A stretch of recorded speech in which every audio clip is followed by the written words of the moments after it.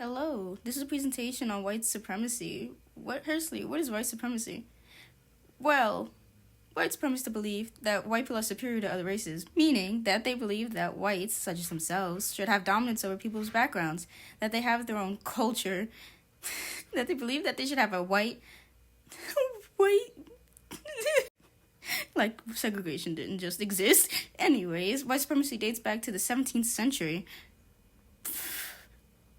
So this has been around since before the Civil War. Oh. So let's think. Let's put our thinking caps on now. Is white supremacy still here? Yes, very much so. It is.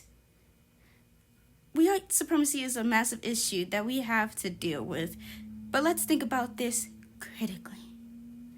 Why does this exist? Simple. It's an extremist form of racism that they made. A very extreme amount of racism is what it is. For example, back in the good old 2017, Charlottesville, VA, there was a protest to get rid of a Confederate statue, and an opposing side came and it turned violent. Because why not? It's America. And soon came along a white supremacist named James Alex Fields Jr. He ran through the protests, killing a woman, 34 injured, and 19 more as well in a car crash. You can even take a look at the George Floyd case, when people were protesting for Black Lives Matter, a movement that was meant to bring awareness to the unjustified killings and police brutality of Black people in America and how their cases were wrongly handled.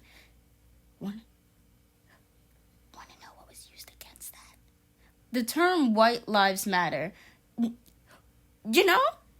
because why not? Or, the almighty term, all lives matter. Okay, so let's put this in an easy way to explain how this is racist. All lives matter, or white lives matter, was created, get this, in retaliation to Black Lives Matter, to counteract it. Because they said Black lives cannot matter unless all lives matter. But the situation was focused more on Black lives. If we think about it, the United States was socially and politically unstable due to the racial barriers created by white supremacists, and still is. The KKK was founded in 1866, which extended into almost every southern state by 1870, and it's represented white southern resistance against the Republican Party Reconstruction era, used intimidation and violence against Black and white Republican leaders, and Congress passed legislation to curb Klan terrorism, but the Klans reestablished white supremacy through democratic victories. And after a period of decline, white Protestant groups revived the Klan in the early 20th century by burning crosses and staging rallies, parades, and marches that denounced immigrants, Roman Catholics, Jews, and Blacks. The Klan members exceeded 4 million people nationwide by the 1920s. Isn't that just fun? Now, currently in the U.S. alone, there are 939 white supremacy groups. Some of the most commonly known groups are neo-Nazis, racist skinheads, white nationalists, Black supremacists, the KKK, and neo-Confederates. The number of white supremacy groups has increased by 56% in the U.S. since 2000. It is believed the fuel on this fire is the recent failing economy, fears concerning immigration, and the successful re-election of U.S. President Barack Obama back in the day, when, who was African American, the first Black president, where Black people all over the world were worried on that day that they might assassinate him. Not a shocker.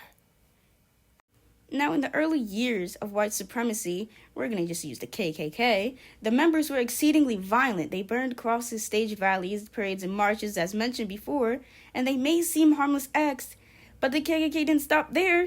To raise awareness to their so-called enemy, members bombed schools and churches that Blacks attended, set fires to their home, and lynched and killed anyone who they believed was unacceptable to society. So you could have been white passing, but if they known that you were mixed and not a pure white American, you were dead to them. Dead. And each group can be difficult when it's organized. Obviously, you have to have a group to have members, so you must have someone who agrees with your policy. So let's tie this up because this is running too long.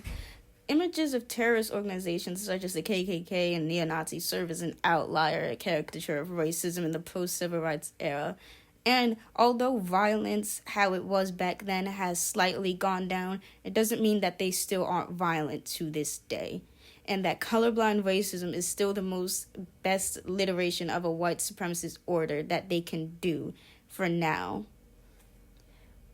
But, in time things change, but sadly, this social phenomenon known as white supremacy, it'll continue to grow.